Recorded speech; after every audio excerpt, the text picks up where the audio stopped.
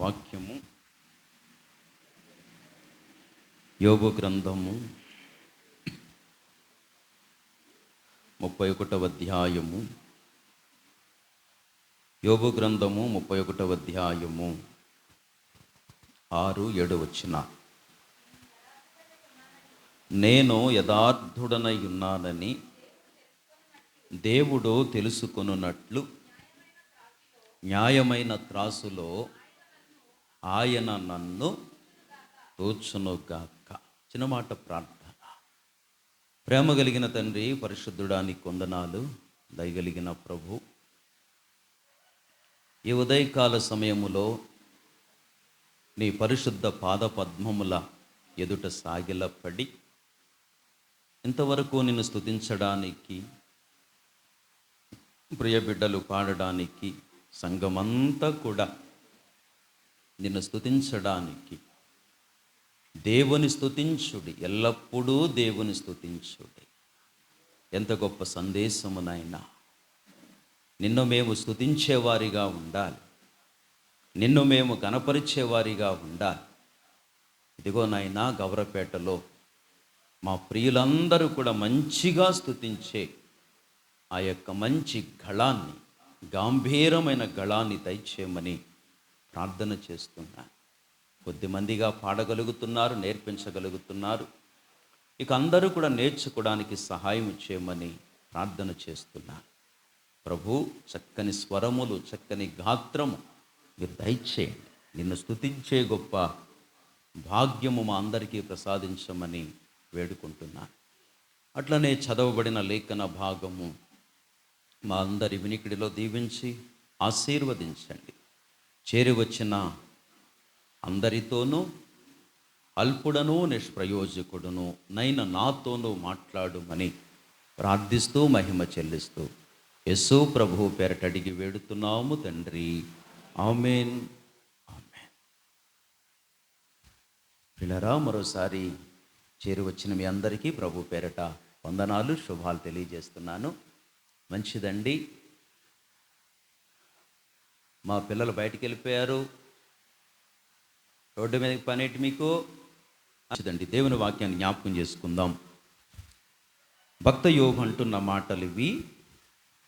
నేను యథార్థుడనై ఉన్నానని దేవుడు తెలుసుకొనున్నట్లు న్యాయమైన త్రాసులో ఆయన నన్ను తూచునుగాక. ఎంత మంచి మెసేజ్ ఇస్తున్నాడండి మనకి. ఆయన నన్ను తూచునుగాక, తూచునుగాక అంటే ఇక్కడ ఆయన నన్ను తూచునుగాక అంటే అర్థం ఏమిటి? అందులోనే మరొక మాట ప్రతిధ్వనిస్తుంది.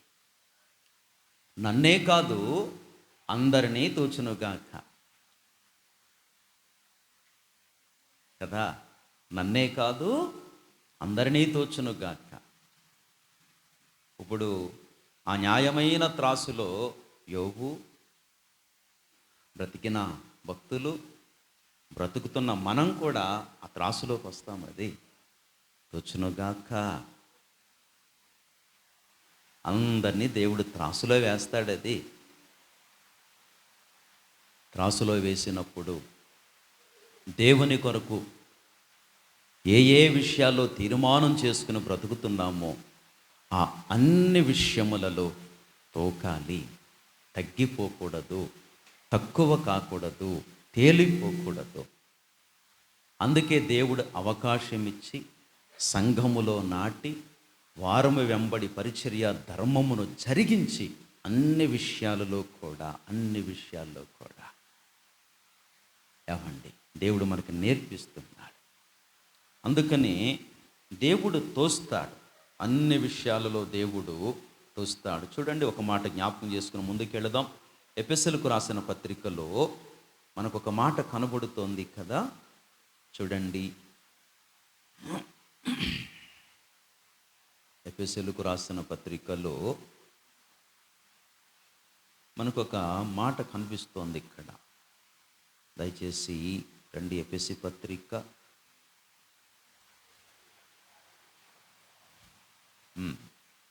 4వ అధ్యాయము ఎఫెసు పత్రిక 4వ అధ్యాయము 15వ వచనం. ప్రేమ కలిగి సత్యము చెప్పుచు క్రీస్తు వలె ఉండుటకు మనము అన్ని విషయములలో ఎదుగుదుము. అన్ని విషయములలో అంటే అన్ని విషయాల్లో దేవుడు ఏం చేస్తాడు? పోస్తాడు. అది అన్ని విషయాలలో అది పొద్దునే ఉదయకాలపు ప్రార్థన తోస్తాడు, కుటుంబ ప్రార్థన తోస్తాడు, వాక్య ధ్యానాన్ని తోస్తాడు, ప్రేమ విషయంలో తోస్తాడు, నమ్మకత్వంలో తోస్తాడు, క్రమశిక్షణ విషయంలో తోస్తాడు, టైమింగ్ విషయంలో తోస్తాడు. అలాగునే మన దాతృత్వ విషయం కూడా తోస్తాడు, మన తలాంతుల విషయం తోస్తాడు, పరిచర్య విషయం తోస్తాడు, ప్రోత్సాహ విషయంలో తోస్తాడు, నీ సేవకును నువ్వు ఎంత వెంబడిస్తున్నావో తోస్తాడు, నీ మాదిరి విషయంలో తోస్తాడు, నీ మాట విషయంలో తోస్తాడు, చూపుల విషయంలో తోస్తాడు, ఆలోచనల విషయంలో తోస్తాడు, నడవడిక విషయంలో తోస్తాడు, ప్రవర్తన విషయంలో తోస్తాడు, పలుకల విషయంలో తోస్తాడు. ఎవ్రీథింగ్. అందుకే అన్ని విషయములలో తోస్తాడు. అదే అన్ని విషయాలు తోస్తాడు గనుక కొరింథీ పత్రికలో మనకు ఒక మాట కనబడుతోంది. 2వ కొరింథీ పత్రికేనా ఒకసారి చూడండి. వారు భేదవారైనప్పటికీ వారు మహాదాతృత్వం కలిగి ఉన్నారట. వారు ఏ సంఘము వారంటే దేవుని వాక్యం చెప్తోంది,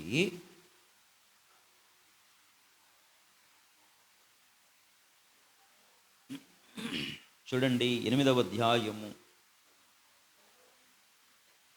అవండి చూడండి 2వ కొరింథీ 8:2 యాలయనగా వారు బహుశ్రమ వలన పరీక్షింపబడగా అత్యధికముగా సంతోషించిరి, మరియు వారు నిరుపేదలైనను వారి దాతృత్వము వారు ఎవరైనప్పటికీ, నిరుపేదలైనప్పటికీ, పేదలు కాదు నిరుపేదలు. పేదలు వేరు, నిరుపేదలు వేరు. పేదలకి నిరుపేదలకి తేడా ఉంది. అది పేదలకి ఇంట్లో ఏదో ఒకటి ఉంటుంది, నిరుపేదలకు ఏముండదు. చూశాడు అది దేవుడు. ప్రతిదాన్ని దేవుడు తోస్తాడండి. అందుకే కొన్ని వారాలుగా ప్రభు ప్రేమించి మాట్లాడుతున్నాడు. కవరపేట ఏ విషయంలో తక్కువ కాకూడదనేది, తేలిపోకూడదనేది నేర్పిస్తున్నాడు. అది పరిశుద్ధాత్మ దేవుడు వ్రాసిన సంగతి. ఎందుకంటే నిరుపేదలైనను వారు దేవునికి ఇచ్చారు, అయితే వారు బహుగా దీవించబడతారు. మొదటి వచనం చూడండి.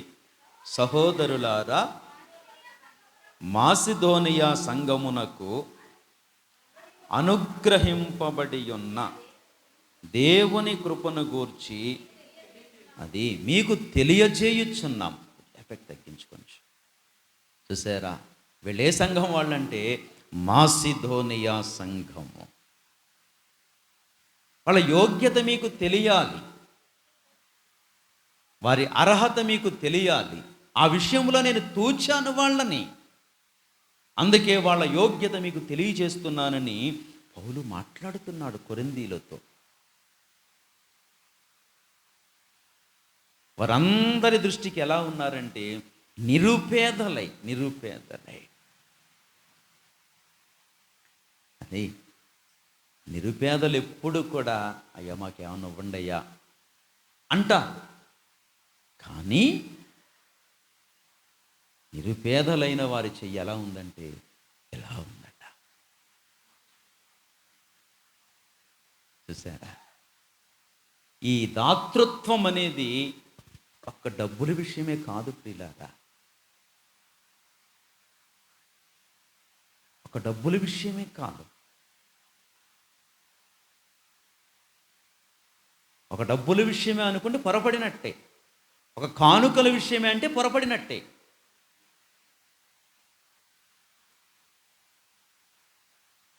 ప్రేమ చూపటములో, ప్రేమించటములో, ప్రేమింపబడటములో, సహాయం చేయటములో, ప్రోత్సహించటములో, ముందుండటంలో అన్ని విషయాల్లో ముందుంటారు. అన్ని విషయాల్లో ముందుంటారు. అందుకే దేవుడు, పరిశుద్ధాత్మ దేవుడు వాణ్ణి శ్లాఘిస్తున్నాడు. సహోదరులారా, మాసిదోనియా సంఘమునకు అనుగ్రహింపబడి ఉన్న దేవుని కృపను గూర్చి. ఆ సంఘానికి అనుగ్రహించబడిందట దేవుని కృప. అనుగ్రహింపబడి ఉన్న దేవుని కృపను గూర్చి కదా. ఆ కృప అనుగ్రహించబడింది, వాళ్ళు సంపాదించుకున్నారు. అది వాళ్ళు సంపాదించుకున్నారు. ఎందుకంటే దేవుడు అన్నీ కూడా తోస్తాడు. ఆయన నీతిగల న్యాయాధిపతి కదండి. న్యాయమైన త్రాసులో అన్నీ తోస్తాడు. నీ మనసు తోస్తాడు, హృదయం తోస్తాడు, నీ సమర్పణ తోస్తాడు, నీ త్యాగాన్ని తోస్తాడు.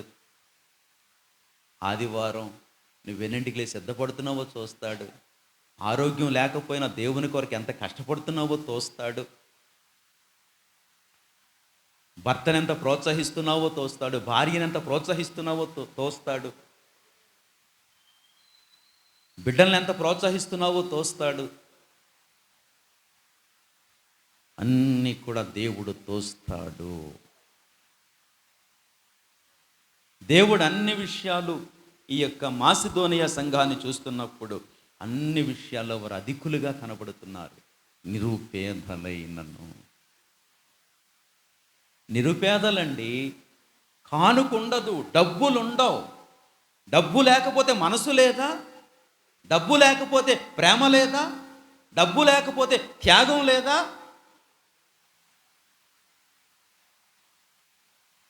డబ్బు లేకపోతే అవకాశం లేదా?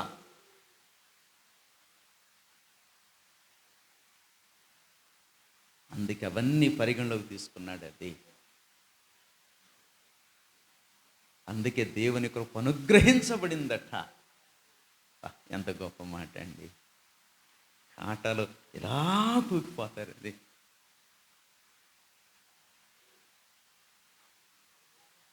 దేవుడు ఎంత బహుమానం ఇస్తాడు. దేవుడే ఈ విధంగా సంఘం గురించి మాట్లాడుతున్నాడంటే దేవుడు ఎంత బహుమానం ఇస్తాడు. ఏమంటే దేవుని కృపను అన్నాడు.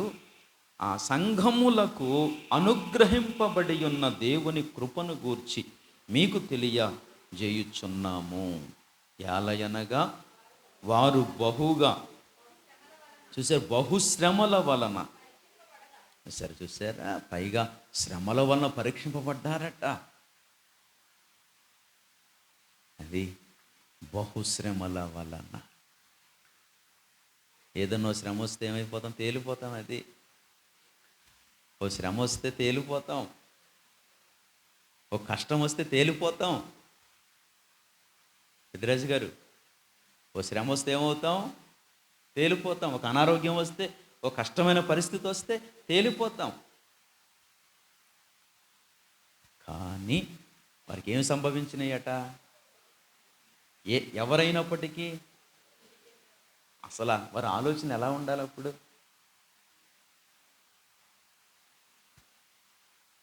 ఏదో చిన్న అనారోగ్యం వచ్చింది, ఇంట్లో డబ్బులు ఉన్నాయి పెట్టినండా, అరే దూరంగా ఉన్నాను, ఎవరికైనా ఫోన్ చేసి 10,000 పట్టుకు హాస్పిటల్కి వెళ్ళు అనేది బాగుంటుందా?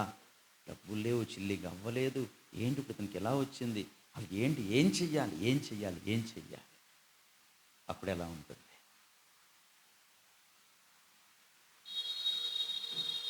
ఎలాంటి ఓప్స్ లేవు, నిరుపేదలు. అరే ముందండి ఈ 5,000 పట్టుకెళ్ళి హాస్పిటల్కి తీసుకెళ్ళి అనేవారు కూడా ఉండరు. రేపు పొద్దునాడికి 5,000 ఇస్తే ఆడిస్తాడో సత్తాడాడు, ఆడు మాకు ఏముంది ఆడికి?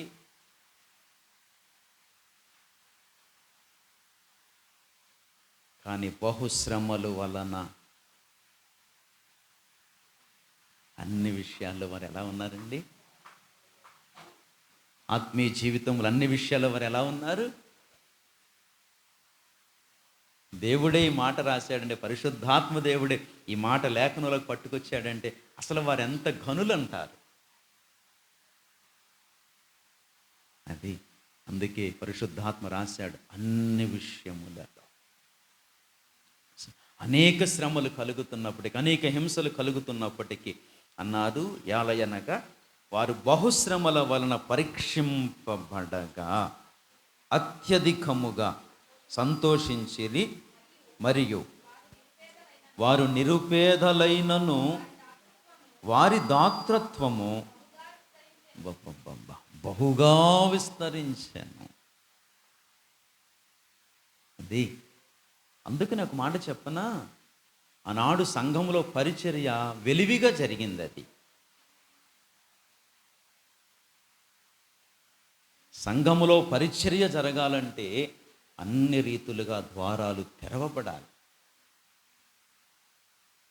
అది మా జేబులో 100 రూపాయలు ఉంటే ఆ 100 రకాలుగా ఖర్చు అవుతుంది.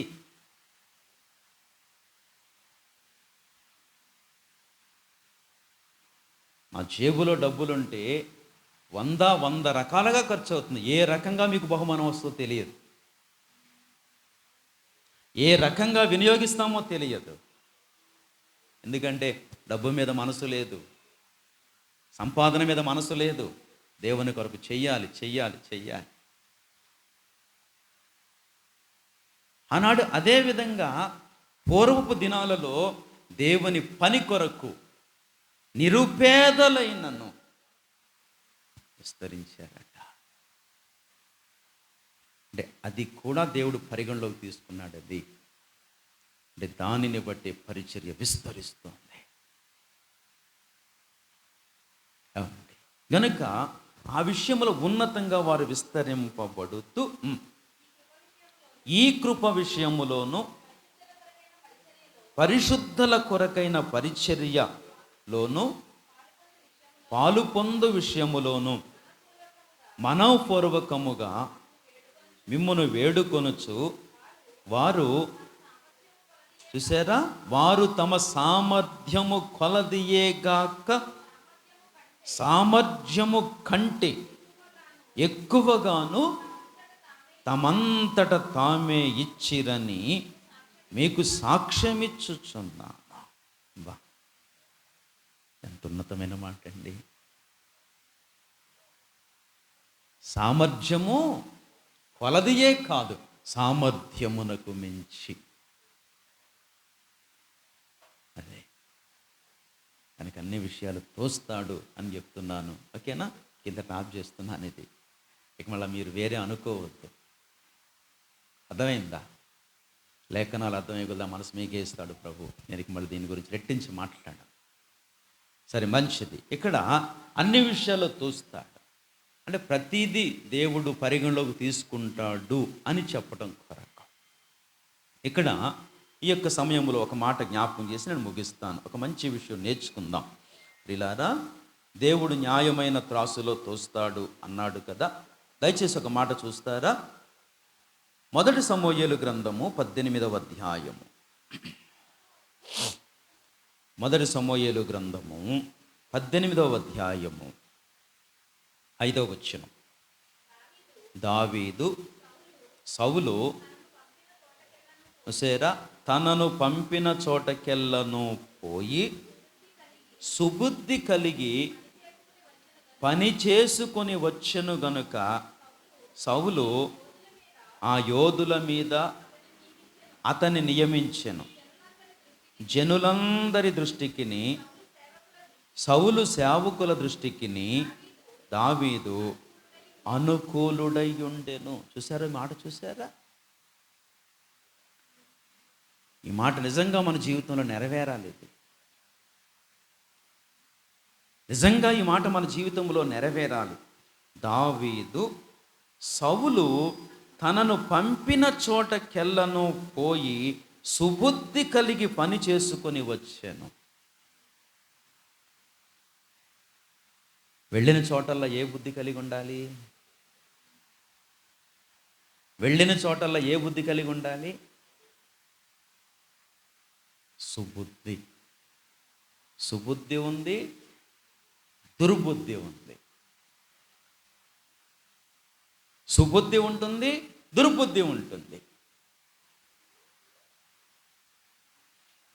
ఎక్కడికన్నా వెళ్ళినప్పుడు మన బుద్ధి తెలుస్తుంది. అది ఎక్కడికన్నా వెళ్ళినప్పుడు మన బుద్ధి తెలుస్తుంది.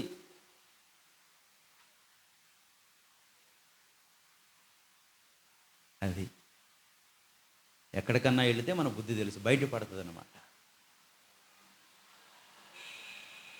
మందిరంలో ఉన్నప్పుడు బుద్ధి ఒకలాగా ఉంటుంది, సేవకుల ముందు బుద్ధి ఒకలాగా ఉంటుంది, సేవకులు లేనప్పుడు బుద్ధి ఒకలాగా ఉంటుంది, ఎవరూ లేనప్పుడు బుద్ధి ఒకలాగా ఉంటుంది.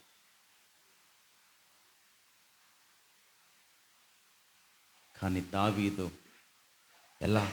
ఎంత మెచ్యూరిటీ మైండ్ కలిగి వ్యక్తి చూడండి. ఎవరింటికన్నా వెళితే మన బుద్ధి ఎలా ఉంటుంది?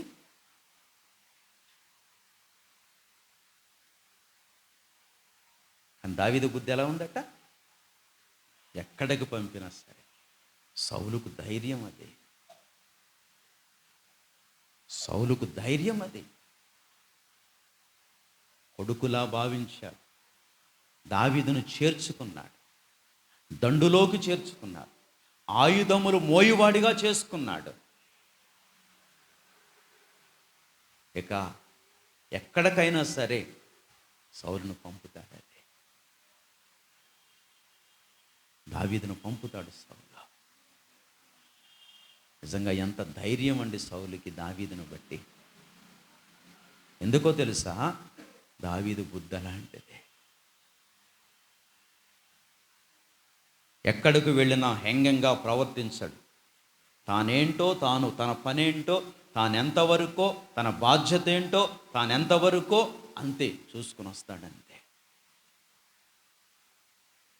తన లిమిట్లో తను ఉంటాడు, తన స్థాయిలో తను ఉంటాడు.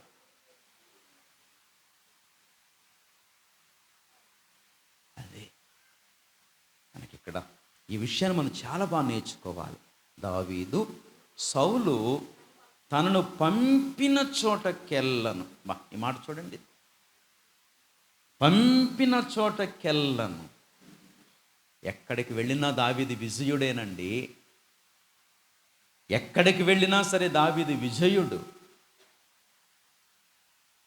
ఎక్కడికి వెళ్ళినా దావీదు విజయుడు, జయించుకొచ్చేస్తాడు. అతని బుద్ధి లాంటిది. చాలా యుక్తిపరుడు, చాలా యుక్తిపరుడు. ఏమండి, పంపిన చోటకెళ్ళను పోయి సుబుద్ధి కలిగి. ఈ మాట చూసారా? సుబుద్ధి కలిగి. చాలా అవసరమైనది బుద్ధి. ఈ సుబుద్ధి అనేది చాలా క్రైస్తవ జీవితంలో అతి ప్రాముఖ్యమైనది. అదే ఏమండి అన్నాడు కదా, సుబుద్ధి కలిగి పని చేసుకొని వచ్చాను గనుక సౌలు యోధుల మీద అతన్ని నియమించాను. జనులందరి దృష్టికి, సౌలు సేవకుల దృష్టికి దావీదు అనుకూలుడాయను. యోధుల దృష్టికి, తర్వాత దావీదు జనులందరి దృష్టికి. సౌలు సేవకుల దృష్టికి సరే అందరి దృష్టికి మనం మెప్పించుకోగలమా? ఈ ఉదయకాల సమయంలో మనం పరీక్షించుకుందాం. మనం అందరినీ నెగ్గగలమా? రాజును నెగ్గాలి, యోధులను నెగ్గాలి, సామాన్య ప్రజలందరూ నెగ్గాలి. అందరి దృష్టికి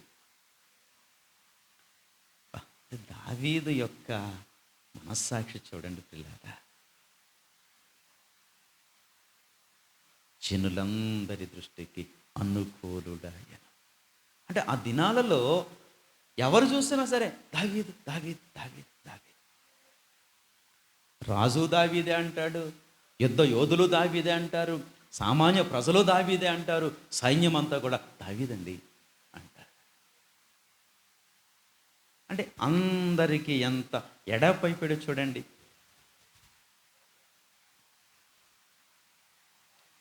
ఈవేళ మనం ఎప్పుడన్నా ఎవరైనా ఆయన ఎందుకులేండి, అతను ఎందుకులేండి, ఆయన తీసుకెళ్దామా, ఏమనుకోకండి, అతను ఎందుకులేండి అంటే ఏం కాలేకపోతున్నాం? అతను ఎందుకులేండి అన్నాడంటే, ఆమె ఎందుకులేండి అన్నారంటే అర్థం ఏమిటి?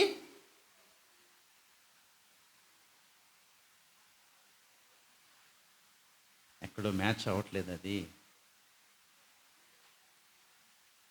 ఎక్కడో మ్యాచ్ అవ్వట్లేదు. అది ఆయనకు మనము, మనకు ఆమె, ఆమెకు మనము, ఆమె మనకు ఏం కావట్లేదు, మ్యాచ్ అవ్వట్లా, అనుకూలం కావట్లేదు. అది దేవుడి విషయాలన్నీ పరిగణలోకి తీసుకుంటాడు పిల్లారా. నేర్పించమని దేవుడు చెప్తున్నాడు. అది అదే దావీదు ఎంత సుబుద్ధి కలిగిన వ్యక్తి అండి అని చెప్తూ పిల్లారా అద్భుతమైన మాట అక్కడ దొరుకుద్ది. 14 వచ్చిన మళ్ళీ చాలా విషయాలు ఉన్నాయి ఇక్కడ. మరియు దావీదు సమస్త విషయములలో సుబుద్ధి కలిగి ప్రవర్తింపగా, బా మాట పట్టించుకోవాలి, అండర్లైన్ చేసుకోవాలి, ఈ మాట అండర్లైన్ చేసుకోవాలి. పరిశుద్ధాత్మ దేవుడు సంఘక్షేమము కొరకు మాట్లాడుతున్నాడు, కుటుంబ క్షేమము కొరకు మాట్లాడుతున్నాడు, వ్యక్తిగత క్షేమము కొరకు కోరి మాట్లాడుతున్నాడు ప్రభు. ఈ మాట అండర్లైన్ చేసుకోవాలి,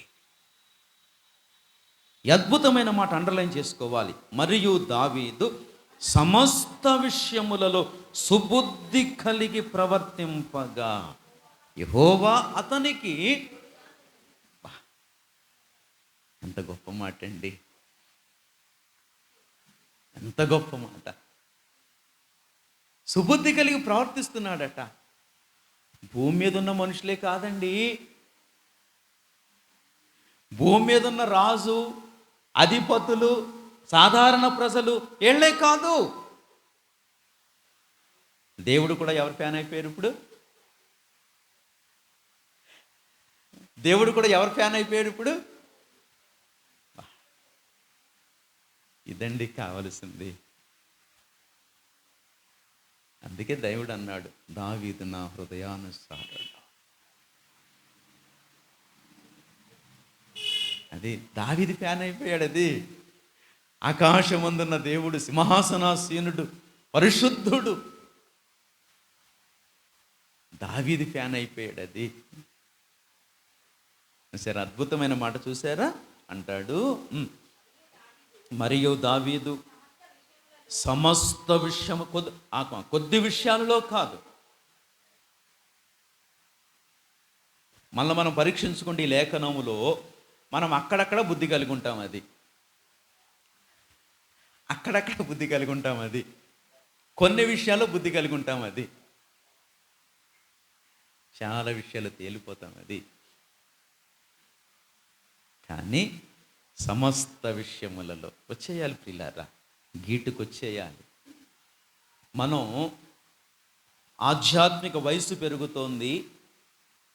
మీరు గమనించాలి, భౌతికమైన వయసు పెరుగుతున్న కొలది మరణానికి వెళతాం. ఆధ్యాత్మిక జీవితంలో వయసు పెరుగుతున్న కొలది జ్ఞానము పెరగాలి, అనుభవం పెరగాలి. ఇక ఎల్లప్పుడూ ఉండం. భక్తుడు అంటాడు, మన దినములంట, మన నడక, మన దినాలట నీడ అంత అస్థిరములు అంటాడు. నీడ అంత స్థిరం అంటే నీడ వేళ ఎక్కడ ఉంటుంది? సూర్యుడు పైకి వెళ్ళేసరికి ఈ నీడ ఎటు వెళ్ళిపోతుంది? అలా ఎదరికి వెళ్ళిపోతుంది.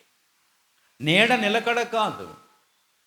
అలాగే భూమి మీద మన జీవిత దినాలు నిలకడ కాదు.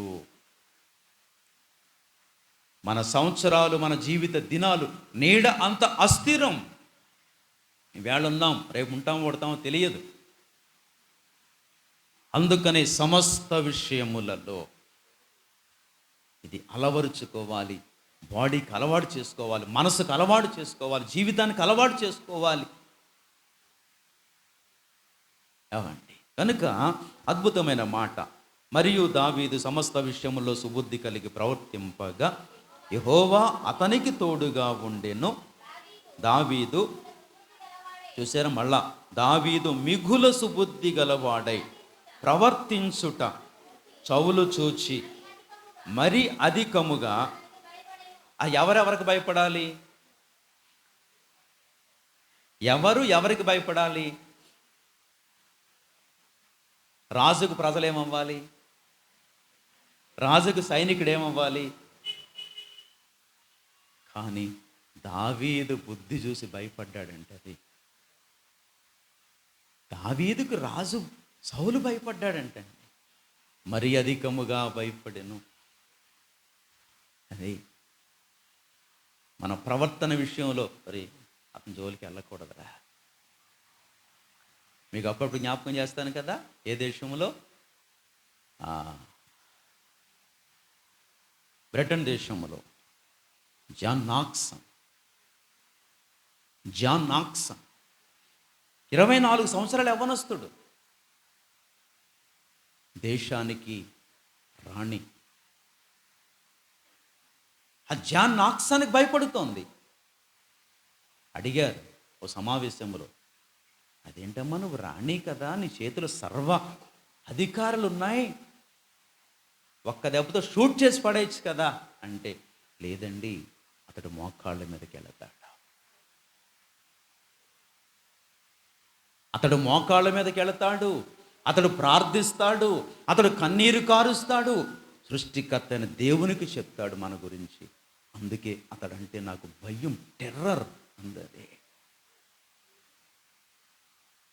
ఒక మంచి ప్రవక్తన కలిగిన వానికి అధికారులు కూడా భయపడతారు. ఒక మంచి ప్రవర్తన, ఒక సుబుద్ధి కలిగిన వ్యక్తికి సౌలు రాజు కూడా భయపడుతున్నాడు. దండులోకి ఎప్పుడు చేర్చుకున్నాడంటే, గొల్యాతు తల తెగ నరికిన తరువాత సౌలు అడిగాడు, అసలు ఆ యవ్వనుడు ఎవరు, ఆ చిన్నోడు ఎవరు అని అడిగాడు. అప్పుడు మరి చిన్నోడను ఎవరు అంటే అంటాడు, ఫలానా బెత్లెహేము యెషయా కొడుకుని అంటాడు. అంతే, సరే నా దగ్గరికి రా, నా దగ్గర పనిలో ఉండు అని పనిలో పెట్టుకున్నాడంటే. ఏ పనిలో పెట్టుకున్నాడంటే, సౌలు రాజుకి ఆయుధాలు మోయువాడిగా పెట్టుకున్నాడు. అది ఆ బాణం విల్లులు మోస్తాడు, కత్తి డాలు మోస్తాడు, కోడ. అలాంటోడికి ఎవరు జడుస్తున్నారు? రాజు జడుస్తున్నాడు.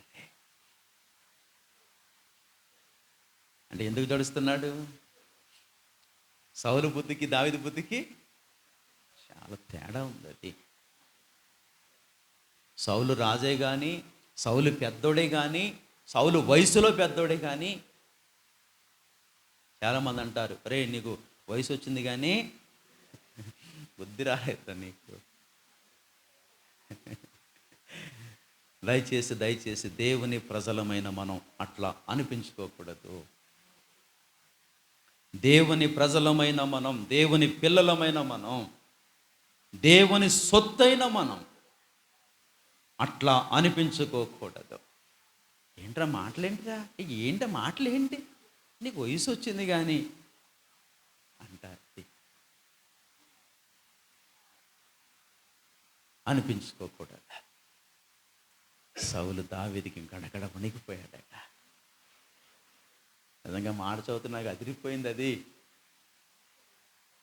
ఆ మాట చదువుతుంటుంటే గుండె అదిరిపోయింది.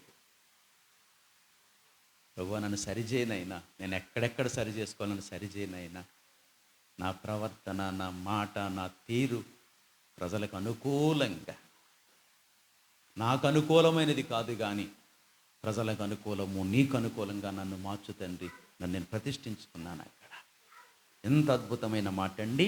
దావీదు మిగుల సుబుద్ధి గలవాడై ప్రవర్తించుట సౌలు చూచి మరి అధికముగా అతనికి భయపడెను.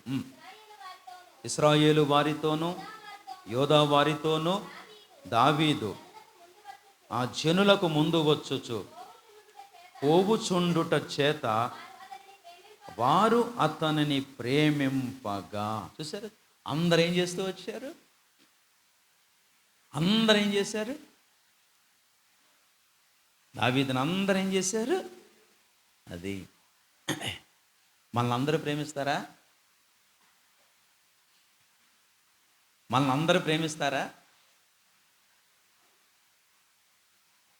మనల్ని అందరూ ప్రేమిస్తారా? అది పక్కన పెట్టండి. మనం అందరినీ ప్రేమిస్తామా?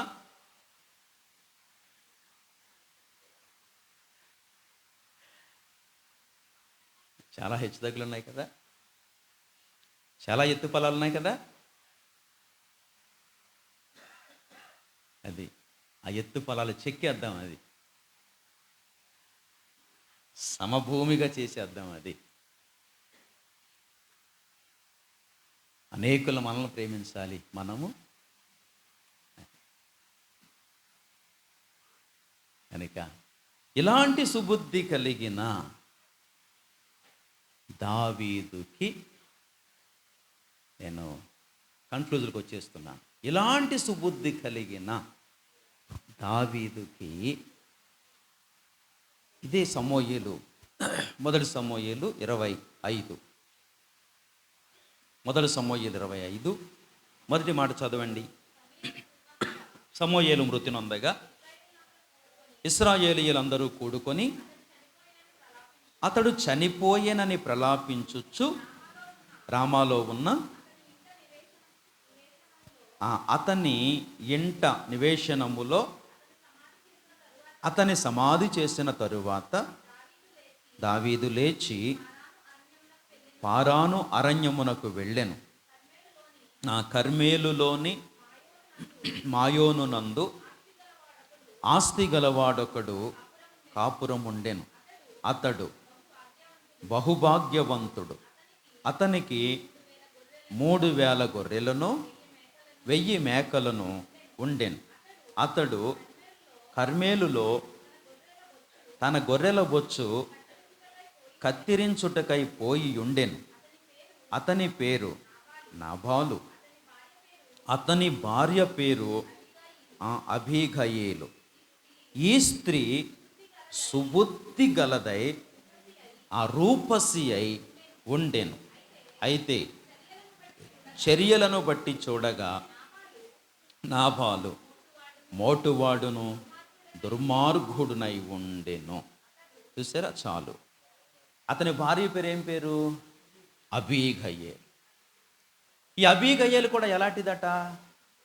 సుబుద్ధి కలిగింది. ఇది చాలా వండర్ఫుల్ క్యారెక్టర్ అండి. ఇదంతా ఈ చరిత్ర మనం ఆలోచిస్తే 25వ అధ్యాయం అంతా ఆలోచిస్తే చాలా అద్భుతమైన చరిత్ర. ఆ యజమాని తన పనివారి దృష్టికి కానీ తన భార్య దృష్టికి కానీ ఏమాత్రం కూడా అనుకూలుడు కాదు. అతడు మోటువాడు, కఠినుడు, దుర్మార్గుడు. ఏమండి, అతడు మోటుతనంగా ఉంటాడు. తర్వాత అతని పనివారిలో ఒకడు చూడండి, నా యజమానుడు దుర్మార్గుడు అని చెప్తాడు. తన భార్యతోటి 14. ఓకే, నన్ను చదవండి. పనివాడు ఒకడు నాబాలు భార్య అయిన అబీగయేలుతో ఇట్లా నేను, అమ్మా, దావీదు అరణ్యములో నుండి మన యజమానుని కుశల ప్రశ్నలు అడుగుటకై దోతలను పంపించగా అతడు వారితో కఠినముగా మాట్లాడెను. చూడండి, ఇది కాకుండా 25 అది కాదు, అది నాబాలు గురించి మాట్లాడతాడు.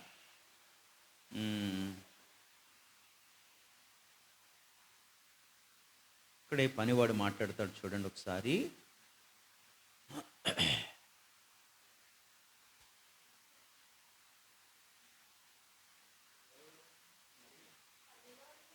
పదిహేడమ్మా.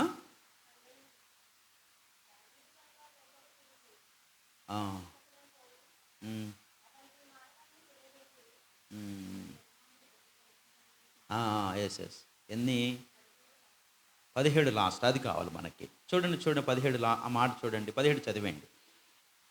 అయితే మా యజమానునికి అతని ఇంటి వారందరికీ వారు కీడు చేయ నిశ్చయించి ఉన్నారు గనుక ఇప్పుడు నీవు చేయవలసిన దానిని బహుజాగ్రత్తగా ఆలోచించుము. మన యజమానుడు ఎవరితో మాట్లాడుతున్నాడంటే తన భార్య అయిన అబీగయలతో మాట్లాడుతున్నాడు.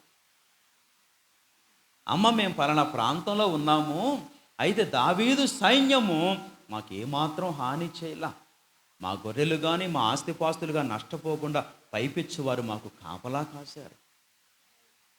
ఇప్పుడు మన యజమానుడు సాయం అడగడానికి వస్తున్నాడు దావీదు. అయితే మన యజమానుడు ఏం చేశాడంటే, పనికిమాలినోడమ్మ మన యజమానుడు, పనికిమాలినోడు. ఆ దావీదుని నువ్వెవడు అని అక్కడ ఏం మాట్లాడతాడంటే, చూడండి ఇక్కడ పైకి వచ్చేసరికి 9 ఇంకా పైన చదువుతారా? అదేనా దావీదు ఎవడు, అదేనా 10వ వచనం. నాబాలు, దావీదు ఎవడు, యెషై కుమారుడెవడు, తమ యజమానులను విడిచి పారిపోయిన దాసులు ఇప్పుడు అనేకులున్నారు.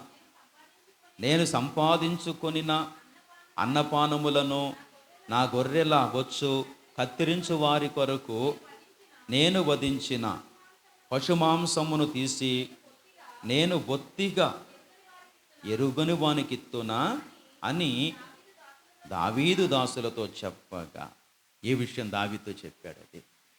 అప్పుడు 600 మందిని వేసుకొని కత్తులు ధరించి ఇప్పుడు ఈ నాబాలు ఆ ఇంట ఉన్న మగవారిని ఎవరిని లేకుండా చంపుదామని వస్తున్నాడు దావీదు. అది ఈ విషయం నాబాలు భార్య అబీగయలుతో చెప్తాడు. పనివాడు వచ్చి, అమ్మా, మన యజమాని ఎంత పనికి మనోడో తెలుసా అమ్మా, దావీదు మనకి ఇంత ఉపకారం చేస్తే లేదు పొమ్మన్నాడమ్మ దావీదుని. ఇప్పుడు అతను వస్తున్నాడు, నువ్వు చేయవలసిన పని ఏంటంటే అని విషయమంతా వివరిస్తోంది. ఆమె వచ్చి ఏం చేస్తుందంటే అతని కాళ్ళ మీద పడుతుంది. సరే 23 అబీగయేలు దావీదును కనుగొని గార్దభవం మీద నుండి త్వరగా దిగి దావీదునకు సాష్టాంగ నమస్కారము చేసి అతని పాదములు పట్టుకొని ఇట్లా నేను అబీగయలు సుబుద్ధి చూడండి, కోపాన్ని ఎట్లా చల్లారుస్తుందో చూడండి, దావీదు ఆవేశాన్ని ఎట్లా చల్లారుస్తుందో చూడండి. గుర్రం మీద గార్ధభవం గాడిది కదా, గుర్రం కాదు, గాడిద మీద వస్తోంది. దావీదు ఎదురవుతున్నాడు, రౌద్రుడై వస్తున్నాడు. మగవారిని ఎవ్వరిని కూడా ఉంచను, ఇక నిర్మూలిస్తాను అని వస్తున్నాడు. అరే, నేను ఇంత ఉపకారం చేశాను, నాకు ఇంత అపకారం చేస్తాడా అని చెప్పి వస్తున్నాడు. అది వెంటనే దావీదును కనుగొని ఆ యొక్క గాడిద దిగి సాష్టాంగ నమస్కారం చేసి బా నిజంగా అతని పాదాలు పట్టుకుందండి. అందుకనే దైవలేఖనం అంది, ఆమె ఎవరని పేర్కొంది? సుబుద్ధి. దావీదులో ఏముంది? అబీగయల్లో ఏముంది? అదే ఇక్కడ నేను తీసుకొచ్చే థీమ్ ఏంటంటే, సుబుద్ధి కలిగిన వానికి సుబుద్ధి గలవారు భార్యాభర్తలు అవుతారు. అది అంతకుముందు అబీగయల భర్త ఎవరు? నాబాలు. అతడు ఎవరట? చూడండి, అక్కడ 24 మనం చదువుకుంటే, కాళ్ళు పట్టుకుని అతని మీద పడింది. 24 చెప్తున్నాడు, నా ఏలినవాడా, ఈ దోషము నాదని ఎంచుము, నీ దాసురాలనైన నన్ను మాటలాడనిమ్ము, నీ దాసురాలనైన నన్ను నేను చెప్పు మాటలను ఆలకించుము. నా ఏలినవాడా, దుష్టుడైన ఈ నాబాలును లక్ష్య పెట్టవద్దు. అతని పేరు అతని గుణములను సూచించుచున్నది. అతని పేరు నాబాలు, మోటుతనము అతని గుణము. నా ఏలినవాడు పంపించిన పనివారు నాకు కనబడలేదు. అబ్బా, చూసారా, మీరు పంపించారు పనివారిని, వారు నాకు కనపడలేదు. కనబడితే నేను సత్కరించి వారికి ఏం అవసరం ఇచ్చి పంపిందను, నాకు కనపడలేదయ్యా అని బతిమాలుకుంటుంది. సరే, ఇదంతా అయిన తర్వాత సరే 26 కూడా చదువుతల్లి. నా ఏలినవాడా, యెహోవా జీవము తోడు, నీ జీవము తోడు, చూసారా, ప్రాణహాని చేయకుండా యెహోవా నిన్ను ఆపియున్నాడు. నీ చెయ్యి నిన్ను సంరక్షించనన్న మాట నిజమని యెహోవా జీవము తోడు, నీ జీవము తోడు అని ప్రమాణము చేయుచున్నాను. ఇంతగా బతిమాలి అతని కోపాన్ని తగ్గించింది. అయితే ఇక్కడ దావీదు చంప మానుకున్నాడు, కానీ ఆ యొక్క మోటువాణ్ణి ఎవరు చంపారంటే, చూడండి కిందకు వచ్చేసరికి ఇంకా దావీదు ఆగుతాడు, కానీ దేవుడే ఆ వ్యక్తిని చంపుతాడు. చూడండి ఇక్కడ 35 39 చదవండి. చూడండి, దానిపై వచ్చి చదివితే దేవుడే కలవ చేసుకుంటాడు. ఎన్ని? 38 38 చదవండి. 10 దినములైన తరువాత అది యెహోవా నాబాలును మొత్తగా అతడు చనిపోయాను. దావీదు ఆగాడు. ఎవరిని బట్టి ఆగాడంటే, అబీగయేలును బట్టి ఆగాడు. 25 చదవండి ఇంటికి వెళ్ళాక. అబీగయేలు యొక్క ఆ విన్నపాన్ని బట్టి, అబీగయేలు యొక్క ఆ మంచి మనస్సును బట్టి అతడు ఆగాడు. అది చంపకుండా తను తగ్గించుకున్నాడు, వెనక్కి వెళ్ళిపోయాడు. అయితే దేవుడు మొత్తాడు. అది ఎందుకంటే ఈ సుబుద్ధి గలదానికి ఇతడు భర్తగా పనికిరాడు. మీకు అర్థమవుతుందా? ఈ సుబుద్ధి గల అబీగయేలుకి ఎవరు భర్తగా పనికిరాడంటే, మోటువాడైన నాబాలు పనికిరాడు. మొత్తాడది. అతడు దుర్మార్గుడు, మోటవాడు. తర్వాత ఇంకేమన్నాడు? దుష్టుడు. మరి నిజంగా పనికిమాలినోడు. నిజంగా భార్యని ఎంత బాధ పెట్టాడో, పనివారిని ఎంత బాధ పెట్టాడో. అందుకనే దేవుడు అనుకున్నాడు, ఈ వ్యక్తి ఉండకూడదు. ఇప్పుడు నాబాలు చనిపోయిన తరువాత ఈ సుబుద్ధి కలిగిన అబీగయేలు ఎవరికి భార్య అయిందో తెలుసా? అక్కడ ఆ విషయం మనం చూస్తే చూసారా, 39 నాబాలు చనిపోయేనని దావీదు విని యెహోవా నాబాలు చేసిన కీడును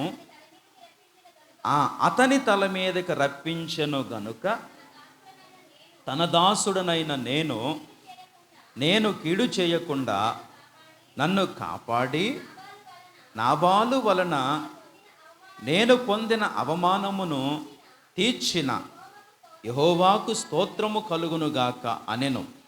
తరువాత దావీదు అబీగయేలును పెండ్లి చేసుకొనవలెనని ఆమెతో మాటలాడ తగిన వారిని పంపెను.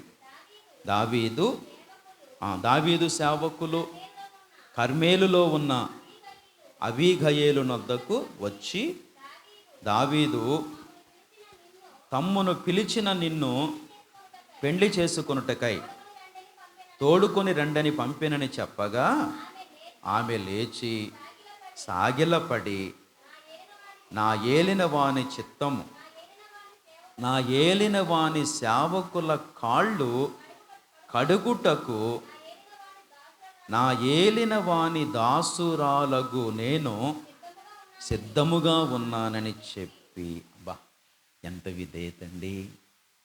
ఎవరి కాళ్ళు కడగడానికి? ఎవరి కాళ్ళు కడగడానికి? అంటే కాళ్ళు కడుగుట అంటే ఏం కనపడుతుంది? విధేయత, తన్ను తాను తగ్గించుకుంటుంది. పైగా ఎవరో తెలుసా? ఆమె బహుధనవంతుని భార్య.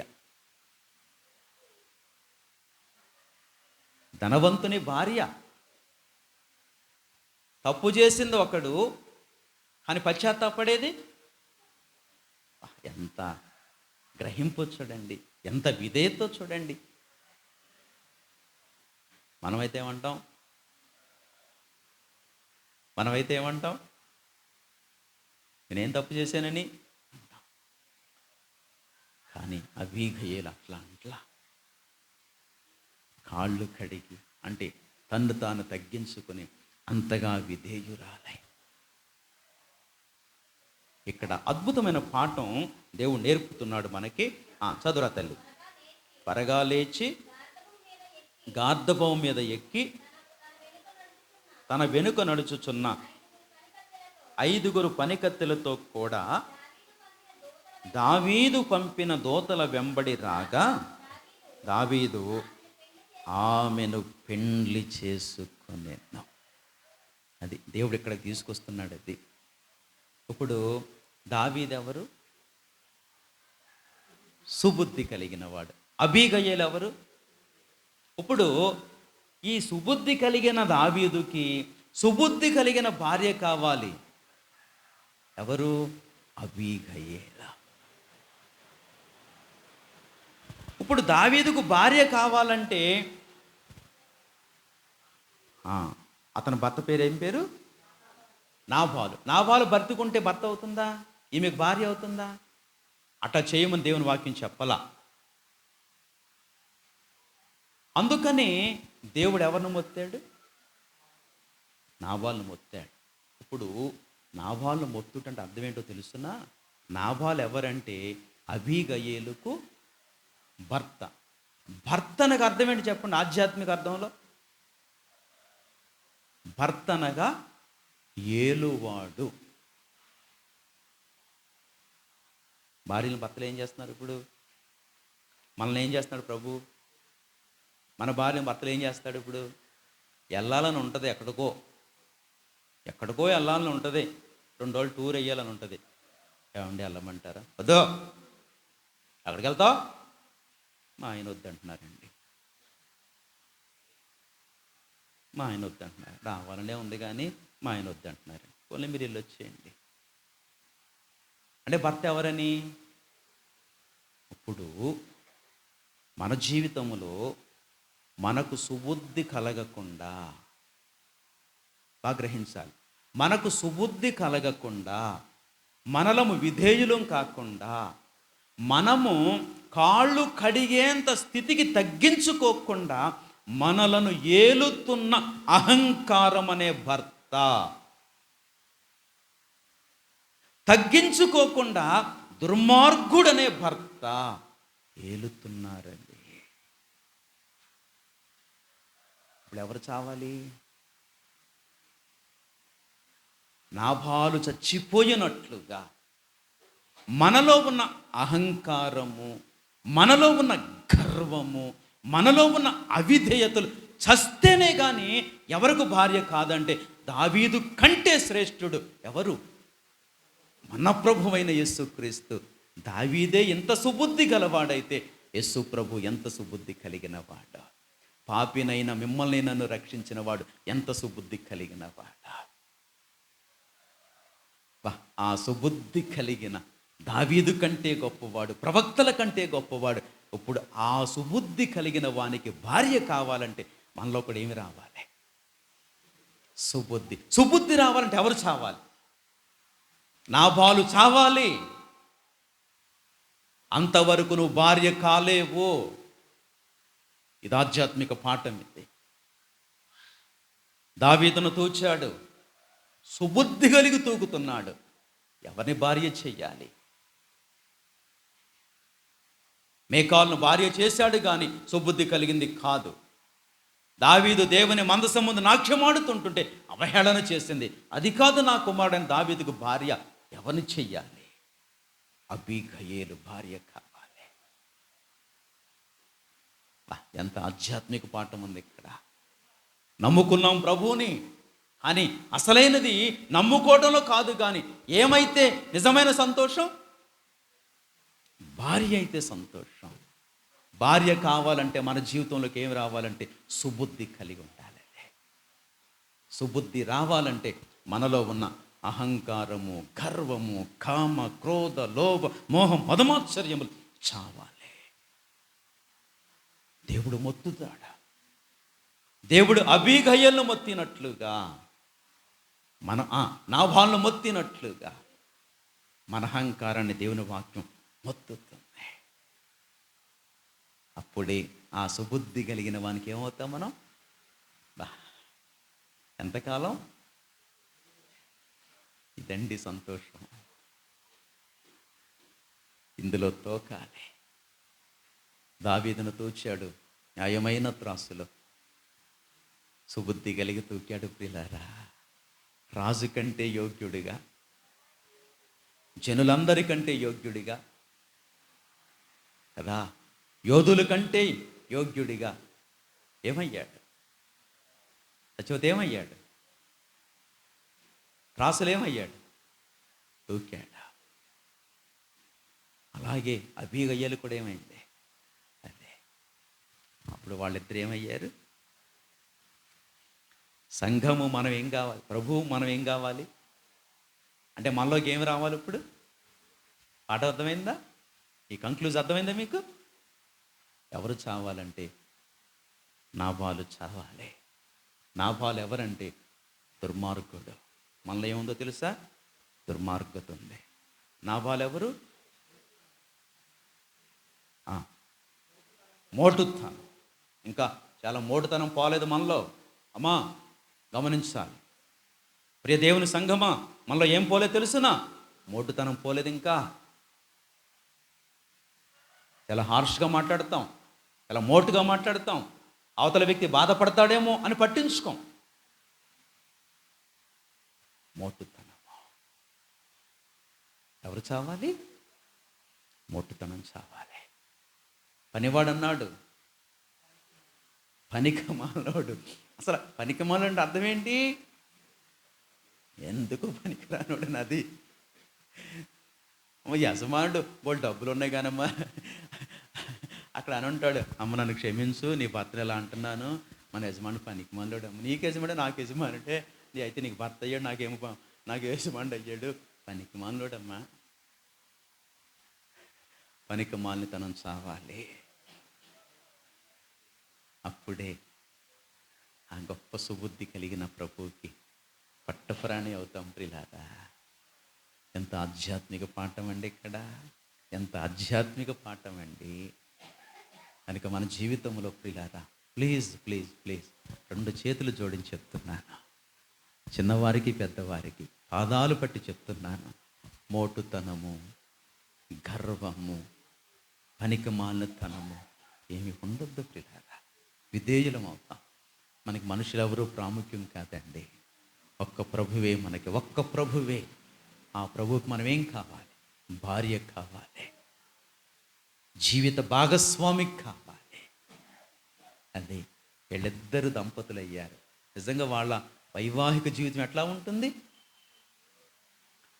అబీగయలు ఎంత సంతోషించి ఉంటుందో దావీదును బట్టి. ఎంత ఆనందించి ఉంటుందో దావీదును బట్టి.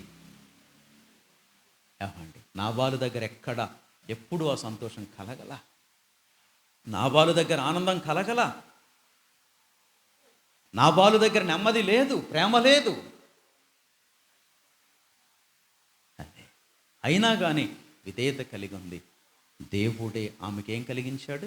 విడుదల కలిగించాడు. అదే ఎవరిని మొత్తంటే నాబాలును మొత్తే.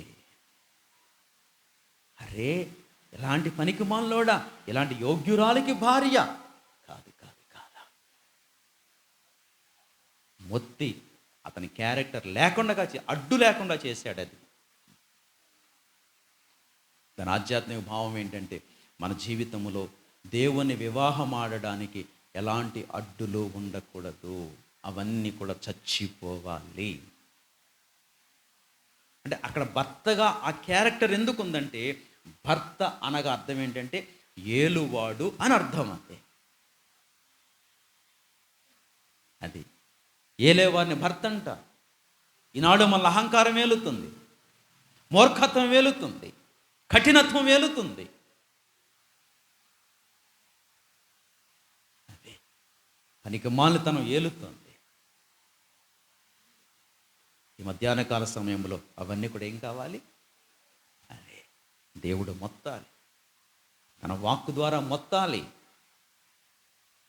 అప్పుడే మనం ఏం కాగలుగుతామంటే సుబుద్ధి కలిగే, నిజంగా గొప్ప దేవునికి భార్య కాగలుగుతాం, యుగయుగాలు ఆనందించగలుగుతాం. సోదరుడా, ఆశ మంచిదే, సంగమా ఆశ మంచిదే, అయితే చావకపోతే ఎట్లా? ఏలేవి పరిపాలించేవి చావకపోతే ఎట్లా? పౌలంటాడు, భక్తు దావీదంటాడు, పాపము నన్ను యాలనీయకు. పాపమేలుతుంది. ఏలేవాడు భర్త. అదే నాబాలు చచ్చిపోయినట్లుగా పాప సంబంధిత ప్రతిదీ కూడా ఏం కావాలి? అదే అప్పుడే భార్య కాగలుగుతాం. దేవుడు తూచినప్పుడు మన జీవితంలో అవి ఉండకూడదు. దేవుడు అడ్డు తొలగిస్తాడు. వాక్యం అర్థమైంది కదా? ఆ మంచి వానికి మనం భార్య కావాలంటే మనం కూడా ఎట్లా ఉండాలి? అది అందుకే నూతన నిబంధనకు వచ్చేసరికి అన్నాడు, క్రీస్తు పిలుపు పత్రికలో క్రీస్తు యేసునకు కలిగిన ఈ మనస్సు. ఇప్పుడు చూడండి, ఈ మాట మనం మ్యాచ్ చేద్దాం. దావీదుకు కలిగిన ఈ మనస్సు అబీగయేలు కూడా, అందుకు వాళ్ళిద్దరు భార్యాభర్తలు అయ్యారు. అది రేపొద్దున ప్రభువు మనం భార్యాభర్తలు కావాలంటే క్రీస్తు యేసునకు కలిగిన ఈ మనస్సు మీకు నాకు వచ్చి ఉండాలి. అందుకే ఈ సందేశం. ఇక్కడ ప్రభు ఇంకేమైనా పొడిగిస్తే మరొక విషయంతో ప్రభు వచ్చేవారం జ్ఞాపకం చేసుకుందాం. ఓకేనా? పరిశీలించుకుందాం. ఏమండి, పరిశీలించుకుందాం.